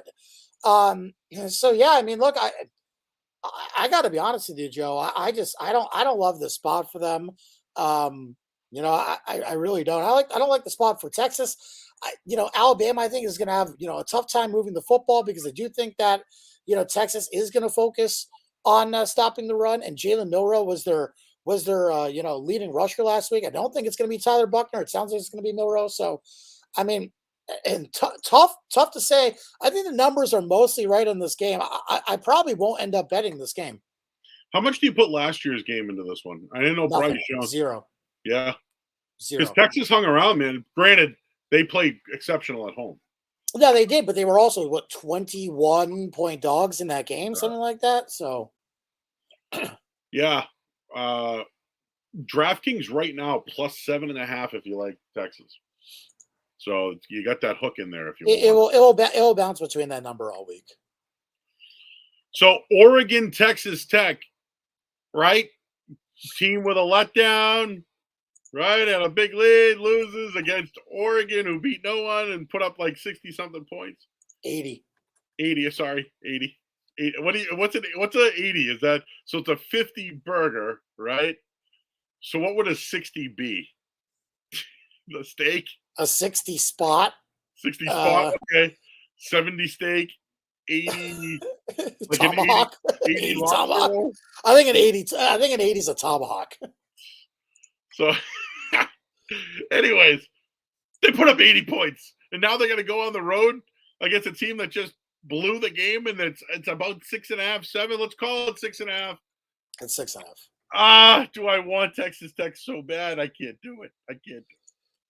Yeah, look, if you want Texas Tech, make sure you get a 7. There are 7s out there, so you'll be able to find them if you really want them.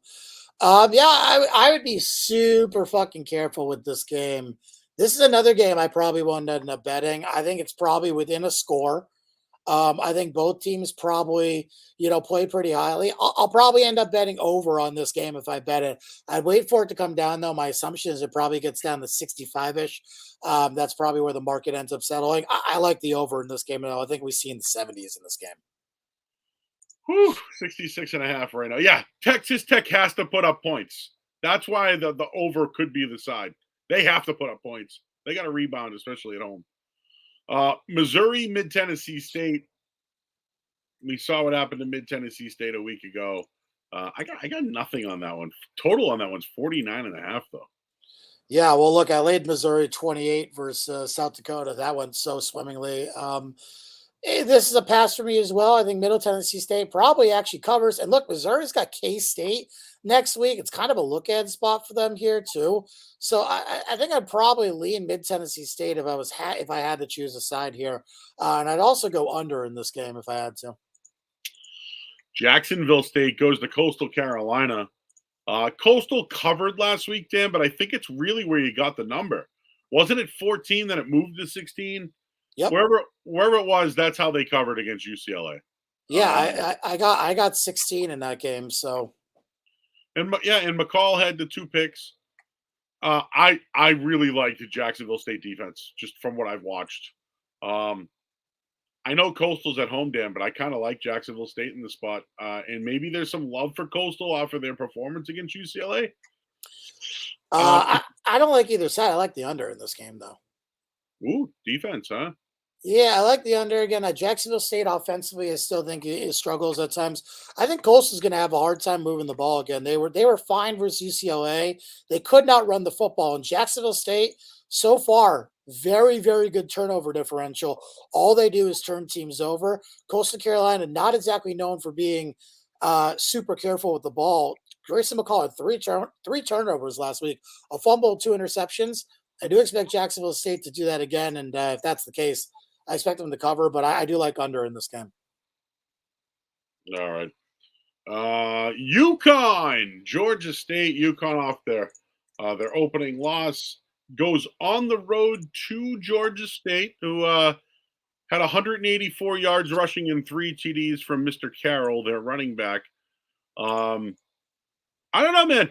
This is a weird one for me. But Georgia State, 3-point favorites, over under 4.5. Yeah, this one opened 5, down to 3 now. Look, this is just a lot for UConn. I kind of lean Georgia State here. I know UConn covered last week. I think Georgia State could have a chance of fortune and blow UConn out. They were fine in the NC State game. I didn't love them. I think they have a couple games, next couple weeks that they should be, FIU should be a win. Utah State should and could be a win. Rice could be a win. But I'd be careful here. I think Georgia State passes the ball very well, and they're very effective with Darren Granger, If they run the ball the way they did last week, they'll be very effective too. So it's a pass for me. I lean Georgia State. Okay. Well, moving along here, we have Northwest Louisiana Tech. Can they beat Northwestern State and Hank? Yes, they'll win that game. They'll go to 2-1, but this team is not very good, and their schedule, they're okay, but they're in trouble. Western Kentucky got the win last week. They take on Houston Christian. No line for that one. And then UCF Boise State. Interesting. Boise gets dominated, hung around. Let's just say they hung around first half with Washington. Yep. This is weird, but I kind of like Boise on the blue turf here. But Plumlee struggled a little bit last week. So I know they blew him out. 2 interceptions, whatever. I don't know, man. Boise State to me kind of feels like a spot here at home, but I don't know. This one I got to look at a little more. Joe, don't be scared. You're right. You're right on the money with this one. Don't be scared. It's Boise at home getting the points. Let's just ring it. All right, there you go. We'll do a double PP. Me and Joe both on Boise this week. Look, 3.5, by the way. 3.5. Yeah, 3.5. Yeah, I took 3. I didn't think we would see 3.5. Then it moved to 3.5. I took it again. Um, I'm surprised that this one is. Look, this fucking Washington team is just nasty. They're nasty. That's what they are. Kent State, look, they move the ball versus UCF. Like, John Reese Plumlee, he had a couple of turnovers. He had 3 turnovers, 2 interceptions, and a fumble. I think this is a good UCF team. I just don't want to get ahead of myself here. They're not great. Boise got blown the fuck out on the road. I like Boise. Pass on that, whatever. But yeah, just too much.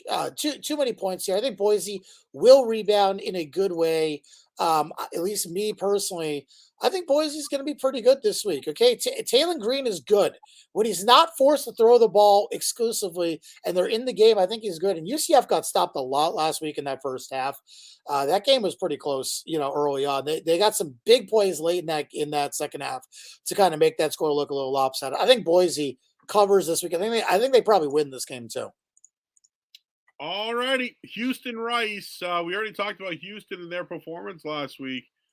Smith had 2 touchdowns. I mean, actually it was their defense that kind of did the job there. But 9.5 points now on the road against a Rice team that got held back a little bit. So I wouldn't lay 10 on the road with Houston, and despite what I saw last week. So I'm out on that one. Yeah, I'm not laying the points there either, Joe. Too many for me. I lean Rice, if anything, especially with TCU on deck. This is a double spot, right? It's a letdown spot and it's a look ahead spot. This is one of those doubles. It hasn't gotten the 10 yet. I'm waiting. If it gets the 10, I'll play Rice 10. Hasn't gotten there yet, though. So if it does, I'll tweet it out. That's one I won't wait on. Actually, I watched South Florida last week. I know I had some investment in that game. I did too. They lost, but still, Florida A&M, they get them this week. I'm still high on South Florida. I'm still high on them, despite losing, but no line on that one. Memphis, Arkansas State. Hennigan had 2 touchdowns and 2. Hold on, just before you skip over that, South Florida's got Alabama coming off this game. And it is a good get right spot for them. Florida A&M just beat Jackson State, who won their first game big. So that's a game I'd avoid carefully, but maybe a first half play on South Florida or something like that. All right, Memphis, Arkansas State. Mentioned Hennigan had the 2 touchdowns, but threw the 2 picks. And what was Arkansas State gonna do against that 73-0 Oklahoma? Like, what were they gonna do? I don't know, something. Anything? Yeah, kick a field goal when you're near the red zone, kind of like anything. Yeah. So they're 23 touchdown dogs this week to Memphis on the road. So I don't know if they can give us anything. So I can't bet them this week, even though they're at home off a terrible loss. Yeah, 21.5 now is the number. Total still at 58.5. It's a pass for me. I got really nothing in this game. Idaho, Nevada. Gross. Idaho got the win though. Yep. Nevada loses last week. Just nothing for me on. Oh God, do I never bet Idaho games ever in my life? I won't bet. I have. I have bet Idaho games before, but that game won't be in between the number I want, so I won't bet it. We already mentioned UConn. We already mentioned it. We got the Jags. How about Wisconsin and Washington State? Very interesting. Wisconsin, a 6-point favorite going on the road against an offensive-minded team. Although I do think that Wisconsin is the better overall team, I think Washington State getting the 6 at home. Nah, I don't know. I gotta look into that one a little bit more. But the line 6, Dan, any surprise on that one? It opened 4.5, got shot up pretty quickly to 6.5. Total got hit pretty big in this one too. Went from 53.5 to 58.5. 5-point move, pretty big for a total there. Look, yeah, for me, to me, this is probably Wisconsin or nothing. Washington State, they creamed Colorado State. That game was not very close. I was wrong about that game. You were right about that game. So you should take your victory lap there because you were right and I was wrong. Take the money. Yeah. But yeah, look, weird game. I don't think I'll end up betting this one either, Joe. This is a weird game. I would have bet the over. It got slammed early, so I'll probably pass now. LSU off their loss takes on Grambling. They'll take it all. They'll take it all out on them in that one with no line. They got Mississippi State on deck though. Florida McNeese State. I didn't think it. Graham Mertz actually did throw for 300 yards. They got Tennessee on deck. Interesting. Wonder what the look ahead line is on that one. Someone DM'd me this week, Dan, and said, Joe, watch for Charlotte this week. They're taking on Maryland at Maryland, 24.5-point dogs. Not sure why somebody wanted to tell me that, but I just letting you know that there's a listener out there that really likes Charlotte this week, getting about 24.5 points. Whoever's listening to that podcast, whoever's listening to the podcast, I disagree with you. I would lay the points in Maryland. Open 23 some places, open 27 other places, currently between 24.5, 25. I would lay the points in Maryland. I think that they are, again, you know how I feel about them. I think they're a good team. And again, Charlotte coming off a pretty big win versus South Carolina State. On the road for the first time this year. I think Maryland covers this one pretty easily. They put in their backup second half against Towson and really didn't have to do much in that game second half. Eastern Michigan takes on Minnesota with 20 and 21. It's just too many. I don't think Minnesota's got the quarterback or the offense, but maybe the line is just telling me something different. But I don't know, man. Eastern Michigan won last week, and I don't know. I don't know if Minnesota can put up those kind of points to beat somebody. Yeah, I was surprised too. I think this line feels just wrong. Look, Eastern Michigan struggled in the second half versus Howard. 100% true. They're not good. I mean, look, I was down on Eastern Michigan before the year. They're not good. Howard beat them 14-3 in the second half, but the first half was pretty dominant. This is a middling letdown spot for me, okay? Because they got North Carolina on deck on the road. And they're coming off a game versus Nebraska where, I mean, that was, a last-second victory, come from behind. Definitely kind of an emotional game for them. So this is kind of a pass for me. I lean Eastern Michigan, though. Probably would want 21 or 21.5, though, if I was betting it. All right, and then Temple Rutgers. E.J. Warner and Rutgers, what was all that about last week? Now they're 9-point favorites against Temple. Woof.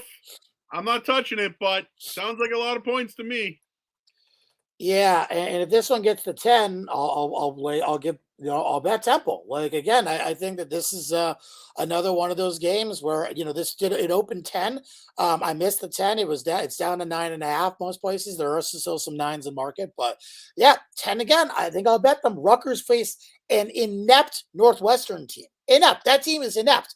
I think Akron beats Northwestern. So yeah, I'll pass. But I think Temple could very well cover, even on the road. I think they'll cover 10. Furman, South Carolina, even though Spencer Rattler threw for 350 yards and meant nothing last week, they'll probably bounce back and get a win there. They have Georgia on the road on deck. Be careful about betting South Carolina this week and a bounce back. Oh, boy. Let's just UCLA, San Diego State. Interesting game here, right? Obviously, we saw what UCLA did last week. They won. They did enough to win. Dude, I'm telling you, man, San Diego State is still that defensive-minded running team. Whoever they have every year, in or out, that's what they are. So at this point, Dan, UCLA going on the road, almost laying 2 touchdowns. You got to convince me how San Diego State's not the side here. So convince you how San Diego State is not the side. Dude, I feel like San Diego State at home getting 2 touchdowns. That's the side. I agree, especially coming off the Idaho State game. They were 36.5-point favorites. They won that game by 8. I mean, they barely held on. They've held on barely twice, 2 weeks in a row. But I'll tell you something about UCLA, and I was super high on UCLA coming into the year, okay? So this is coming from a UCLA fan. Their Coastal Carolina win was not impressive, and you should not be impressed by what they did versus that team. Dante Moore is good, still super ripe, like super green. made a terrible interception throw, but he also has a lot of talent. So this is going to be a boom or bust team. They're going to make some plays. They're going to turn the ball over. They're going to make some plays. They're going to turn the ball over. It's going to go both ways. And I just think San Diego State has the defensive ability still to hold them in that spot. Now, Idaho State did move the ball against them, a little concerning, and they have Oregon State on deck. So I'm not going to bet this game, but I do lean San Diego State too. Just a little bit concerning there. And listen, if UCLA, dude, you know what? I will say this. I thought the UCLA receivers were pretty good. I liked about UCLA in that one. And I have an ad popping up on my computer, of course. All right, moving on. Nichols, TCU. We missed the 7:30 game. Arizona, Mississippi State. Oh yeah. Arizona is going to what 10, 11 points. Yep. In a way, I kind of want to see what Delora can do on the road against a Mississippi SEC type school. And I'm sorry we passed that one, but can Arizona stop the run? I think that's the number one thing for me, but I'm curious to see what Delora can do. But total is 60, Dan. Yeah, so not a road game. It's in Starkville. Okay. Starkville, right. That's right. Yeah, not a road game. Yeah, look, I like Arizona this week. I have bet them. I'm not going to PP them, but I have bet them. Mississippi State's got LSU on deck, major game, because that's an SEC game, so conference game at home. Arizona, it's a big game, and I don't really like Pac-12 teams going to SEC teams. SEC schools going to Pac-12 schools always struggle, but it's kind of the same thing here. I bet Arizona's. Give it to me. Oh, it's fine. I'll take it. Give me Arizona plus 10.5. I like it. I don't love it. It's not my favorite play, but I did bet it. I'll be consistent. Give me Arizona plus 7.5. I just think that Delora and this Arizona school, they're going to be able to air it out a little bit. And look, I know what Mississippi State can do. I like Will Rogers. They can air it out too. They can run the football if they want to. They can control the game. I just think Arizona is going to be a little bit more difficult than people are giving them credit for. This is a decent team last year, so look at spot right now. I'd pass Arizona for me. All right, TCU, Nichols, we mentioned that. TCU is coming off a loss against Nichols, no line. Lamar and UL Monroe off a win. Wow. That's another 8 o'clock game. No line on that one. And then New Mexico, 0-1. Well, we missed one. Let's go to Air Force Sam Houston. I was just getting rid of some of these guys. Texas Tech, New Mexico. Tennessee Tech, yep.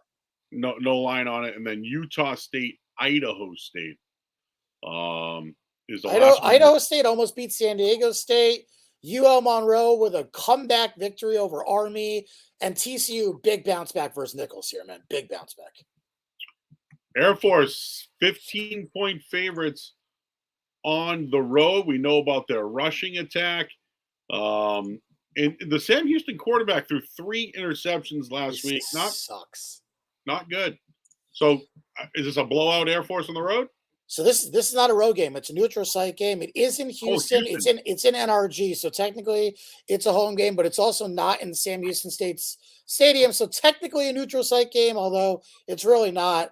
A game I want nothing to do with, to be honest with you. I think Sam Houston covered last week. They got Houston on deck.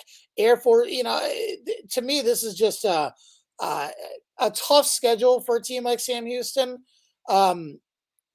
The quarterback was so bad. I just think that Air Force probably covers here, but I won't bet this game as it is right now. Southern Miss, Florida State, no line. Let you see something, Dan. I do, yeah. Southern Miss. I'll pull it up for you. This one opened 28. It's up to 31. Total 52.5. Any love for Southern Miss off an emotional win last week? And who's Florida State got on deck?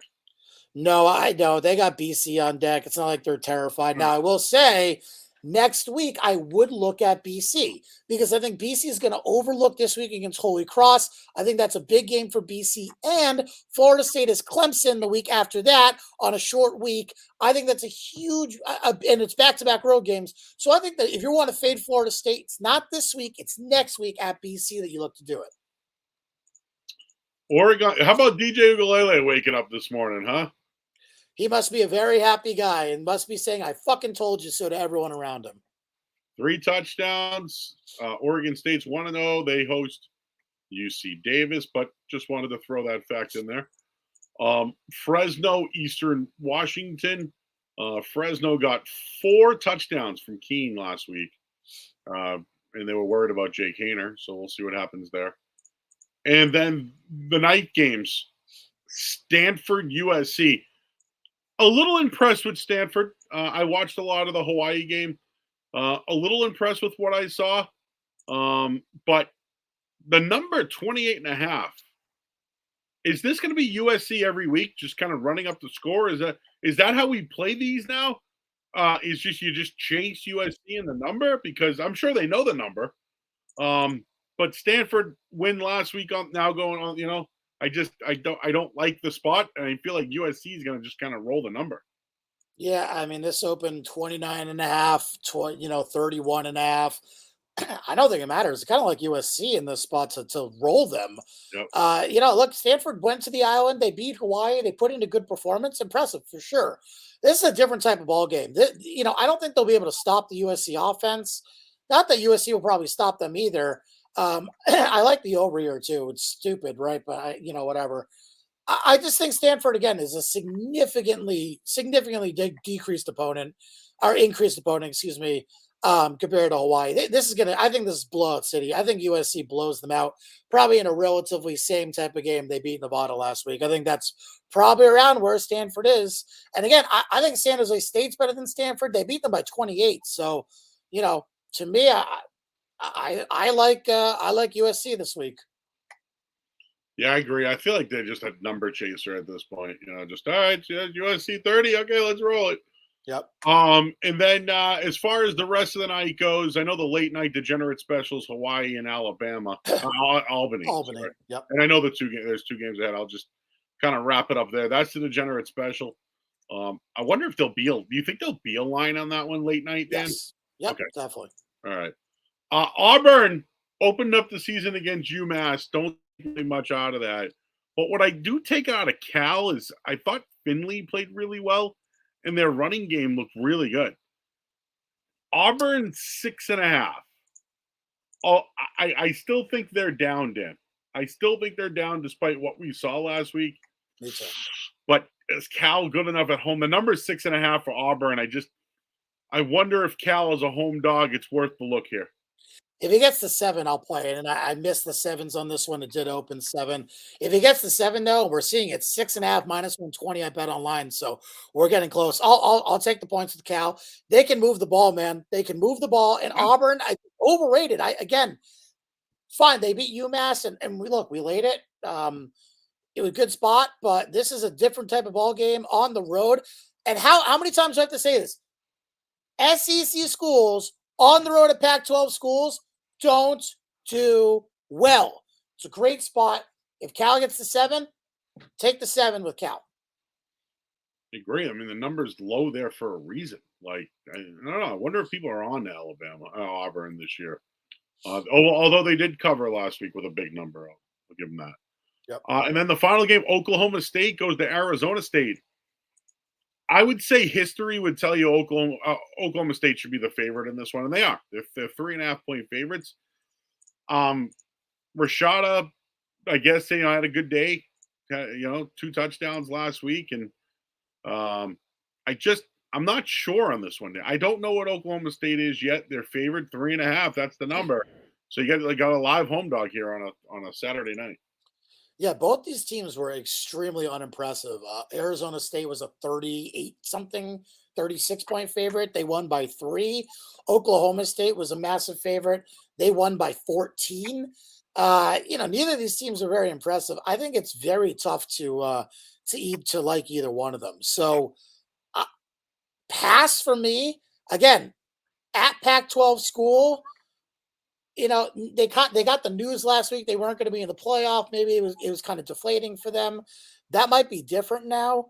Oklahoma State for me, I think that's the spot I'd go. I'd probably lean Arizona State as the home dog here. All right, that's it. Do we miss anything? I know you guys. I don't know if you saw any FCS this Nope. week or anything. Nope. We have 1, 2, 3, 4, 5, 6, 7, 8, 9 PPs this week. And we'll definitely add more. And by the way, this is, I think, we're doing this a little early, but I like it because the numbers move, right? I mean, look at how some numbers can go from 10 to 7 and without the week. You know what I mean? So Yep. if you're on the right side of it, it's good to kind of grab these a little bit early. So, Dan, I'm going to have 3 more plays this week that you guys can play on the Over Under show on Saturday, and then we'll Sounds have good. our NFL podcast. Are we doing it? Let's talk about it live. Are we doing a Thursday live show, or how do you want to do this? So I can do whatever you need. I'm Okay. on Thursday night. The game obviously is Thursday. So it's up to you. We can do a full NFL pod recorded on a Wednesday to have it ready for a Thursday if you want to do Okay. that. Whatever you like. We'll stick with the Wednesday. Okay. We'll do that. And then I don't know what I'm doing Thursday yet. So I guess I'll have an idea for you tomorrow when we talk. Okay. So, Sounds good. But yeah, we got Thursday night football in the NFL. A good one too. Yep. Chiefs and Lions. So big schedule for us, Joe. NFL preview drops today. I was going to drop it yesterday. I ended up playing 18. Oh, well, shit happens. So it drops tonight. College football podcast will drop. It's Tuesday, so this will drop tomorrow morning, Wednesday morning. And we will drop the the NFL podcast Thursday morning. So I'll have all 3 of those, and then maybe some live stuff Thursday night. We'll see. We like it. That's the plan, Dan, is that it's going to be a lot of gambling stuff going on at night, and it's probably going to be a lot of me just watching games with everybody else. Oh yeah, that's what it is, man. It's gonna be fun. So, all right, we're gonna drop this one. Here's our look ahead of week 2 college football in the 3rd week of the college football season. We'll have more this week, but we gave you our thoughts on everything heading into the weekend, and watch those line moves all week. All right, that's it, Dan. Another down the hole. We'll catch up for our NFL podcast. It's another edition of the Over Under podcast. Who you got? Good luck. All right, Dan, I'll drop this in here now, man. I'll see you. All right, buddy. Bye.